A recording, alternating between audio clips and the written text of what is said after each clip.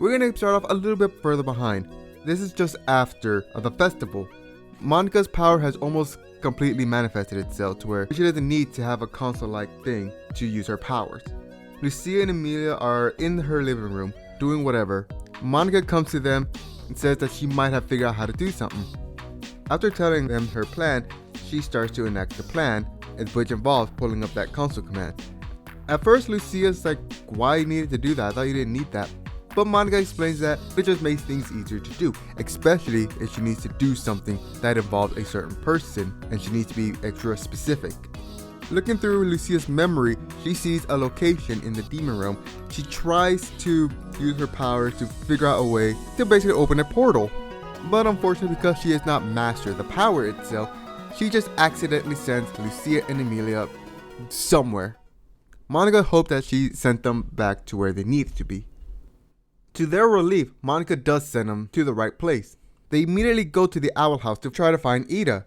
And when they get there, they see her, Wyona, and Boscha all scrambling together. The one doing the main work is Ida and Wyona. Boscha is there kind of to support, but of course Boscha would never admit that. When they make themselves known, it relieves any of the stress that is on Ida and Wyona. Lucia and Emilia explains what has happened to them during dinner. They missed the meal of the demon realm, especially Lucia, even though she can't really stomach a lot of the meals there because her anatomy won't allow it. But she misses it. In fact, Ida even lets her drink some apple blood, which Lucia may or may not have snuck in a couple of bottles before, which Ida may or may not know that Lucia has done that before. Now that they're back, Lucia kind of wants to immediately work on the portal again, but Ida and Wyona are kind of apprehensive. Emilia can kind of assume why Lucia wants to do this, so she won't really be against it, but she is not thrilled about it. While working on the portal, Lucia goes more into detail about how she felt with these group of girls. And during that, Lucia kind of has an epiphany on what it is that she truly wanted, and surprisingly had to do with nearly dying 3 times. She wanted to be understood for who she was, who she is. And even though these girls, even though they have their problem did not define them. She wanted that. She wanted that same understanding so much. And everyone here in the Boiling Isle, even the haters like Boscha, they don't hate her because she's deemed a problem child. No, they hate her because she causes problems to them personally. Ida chuckles at this because Lucia is kind of flubbing her own words, but Ida says that she understands. After a brief silence, Ida asks Lucia if she wants to start trying to carve her palisman. Lucia is surprised by this and asks if she thinks she's ready, but Ida assures her that she is ready. She found what it is that she truly wanted and they have the palisman wood. They can do it right now. And so they start working on Lucia's palisman. Just like in the original, Lucia does not want to predetermine what the palisman will be. She will let the palisman themselves decide. And so after carving the egg and stating what it is that she truly wishes, the egg hatches and reveals String Bean. Emilia and Wyona are surprised when they come to the owl house and see Lucia has her own palisman. When they bring their palisman over, it's kind of like a little play date between the palisman. Sometimes even Boscha will bring hers in. But while they're doing this, they will still work on the portal until one day they get the portal working. They go through it, they make sure the portal doesn't collapse on itself, which lucky for them, it does not. However, it doesn't have a lot of power, so they quickly close it so they can find the girls. While they're looking for the girls, Wyona and Boscha decide to join them, along with their palisman, as the palisman were having a little play date that day. And so, the events from the last part will start playing out the same, but through the perspective of Lucia and her friends. After introducing them to the Boiling Isles, Lucia takes the Doki girls around Bonesborough, showing them the many sights as well as keeping them from any danger, even explaining the history of Bonesborough as best as she can. Of course, with Emilia and the others filling in for what Lucia cannot answer. They even go to Hexside, and the girls are pretty interested that there is a school here for witches. While there, an argument kinda kicks off against Boscha and Wyona about the rugby match that they had before. Lucia once again saying that it didn't count because of the stupid golden snitch or whatever it was called. but Bosha still kind of holds it over their head. The Doki girls tend to agree with Lucia. That is of course when Natsuki starts talking shit, and in fact, Natsuki bets that her and the other girls can beat Bosha, to which Bosha takes this challenge head on. And because Bosha doesn't really have her team, Lucia and her friends would have to team up with Bosha. They're really apprehensive about this, not really wanting to, but they don't really have a choice.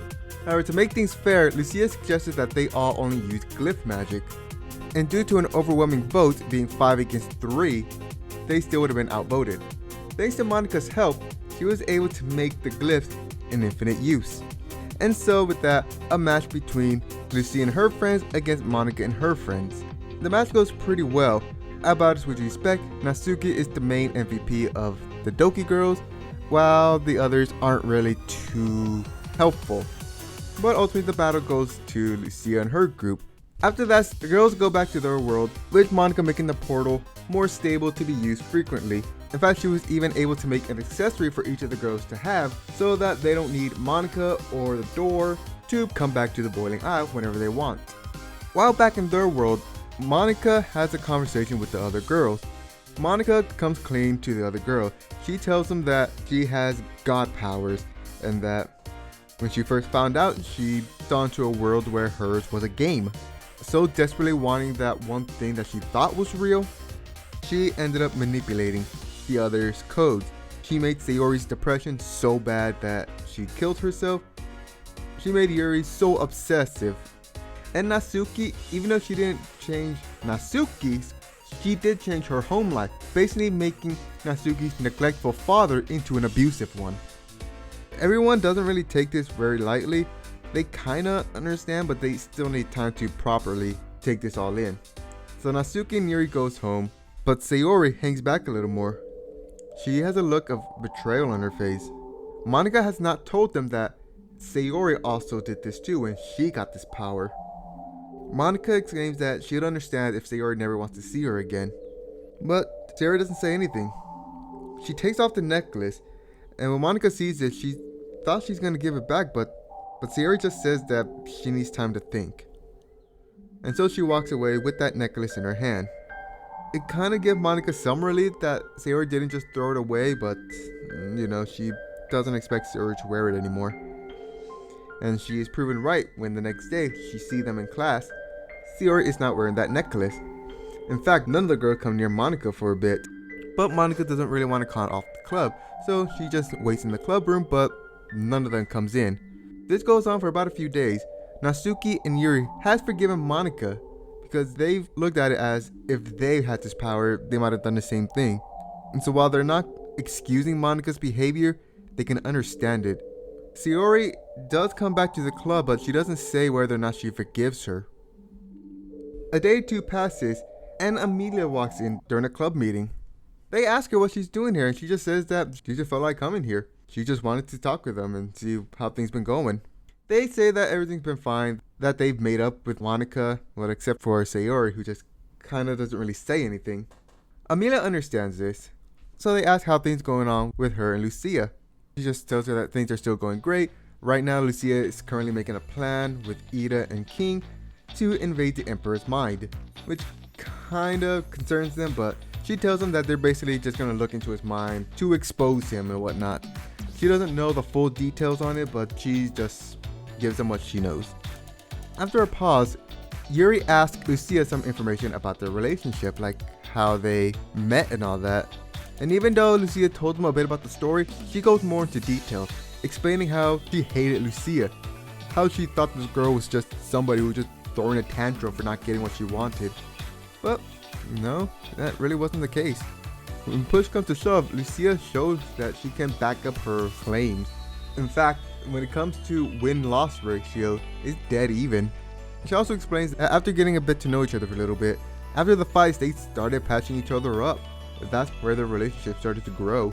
It wasn't until her mother tried to kill Lucia until the situation with Amity from the original story happened similarly with Amelia, but again to fit the more darker and mature setting that is the betas. They asked if they ever apologized to each other, but they say they didn't need to.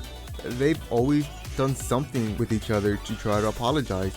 In fact, before they even dated, Lucia actually got Amelia fired from her job at the library, and so she went on some dangerous adventure just to get her job back. After that, basically the situation with the Owl House stays mostly the same, again, differences being the characters and the situation. So meaning, yes, the events of Hollowed Mind, I think that's the name of the episode, happens exactly how it does with Hunter, and the episode afterwards happens the same, even including King's Tide up to a certain point.